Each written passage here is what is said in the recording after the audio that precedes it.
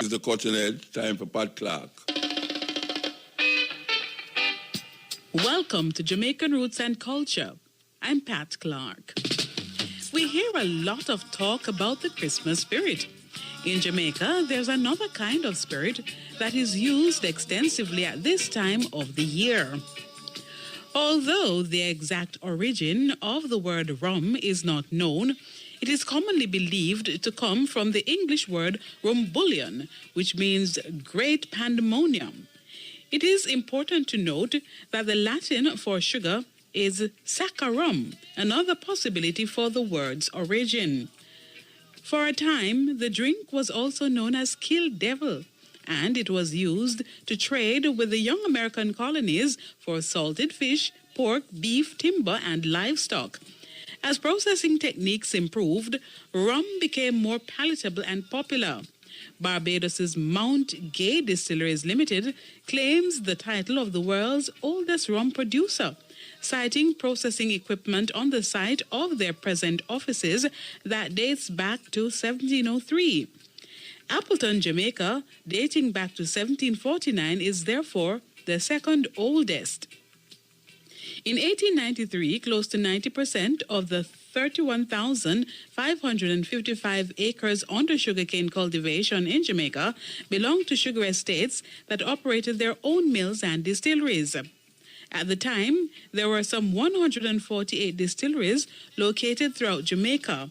By 1948, there were only 25. Since then, the number of distilleries has dropped even further to 5. Yet with improvements in technology, the quantity of rum produced has grown. Jamaica currently produces the widest varieties of rum in the world. In fact, the island has the capacity to produce up to 50 million liters of rum annually. Jamaican rums are presently sold in over 70 countries around the world. The Jamaican Excise Duty Law of 1941 defines rum as spirits distilled solely from sugarcane juice, sugarcane molasses, or the refuse of the sugarcane at a strength not exceeding 150% proof spirit. To make rum, molasses, the thick syrup resulting from sugarcane juice, crystallized by boiling, is allowed to ferment. The resultant wash has approximately 6% alcohol, which after distillation produces rum as a sharp-tasting, clear, colorless liquid with about 80% alcohol. White rum, popular on the local market, is basically this product diluted to 40% alcohol. Golden rums come from the aging of the clear liquid in oaken casks and the absorption of the color from the oak. The darker, heavier Jamaican rums come from combinations of molasses and skimmings from the sugar boiling vats stored in oaken casks. The fermentation of other substances in the molasses can enhance a rum's flavor and aroma. Jamaican and other full-bodied rums are matured in large casks called puncheons and distilled between 140 degrees and 160 degrees proof in pot stills, a practice that dates back to the 17th century. Today, the more modern light column stills are used. Full-bodied rums rely on natural or what is called wild fermentation rather than the cultured yeast inoculation used in light-bodied rums. The rum industry's development can be traced back to 1825 when a wheelwright living in St. Anne opened a tavern in a residential area of the bustling seaport and commercial center of Kingston. His name was John Ray. Aware that Kingston was home to one of the most renowned theaters in the world, the Theatre Royal, which since the 1770s had played host to countless English touring companies who made their first calls in Kingston en route to Boston and New York, Ray built his tavern right next door. It was appropriately called the Shakespeare Tavern. The area known then and now as Parade was a popular meeting place for locals. The parish church and a large market were also nearby. By 1860, Ray had become a successful rum merchant and had brought his 22-year-old nephew, Charles James Ward into the business.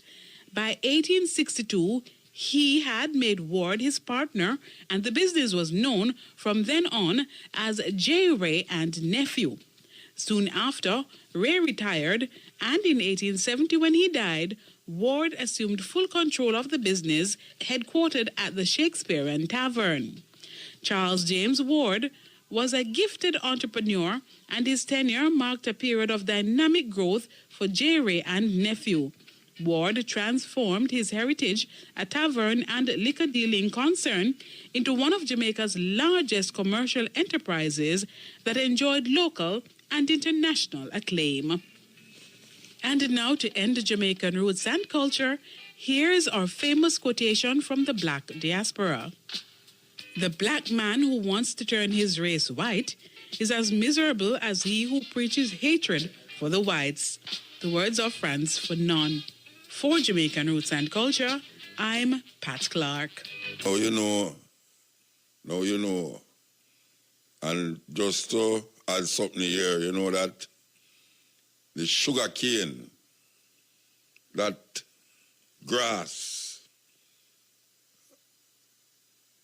where Europeans was addicted to rum and sugar, caused millions of our ancestors to lay in the earth today, dead, because of the loss of sugar and rum by Europeans.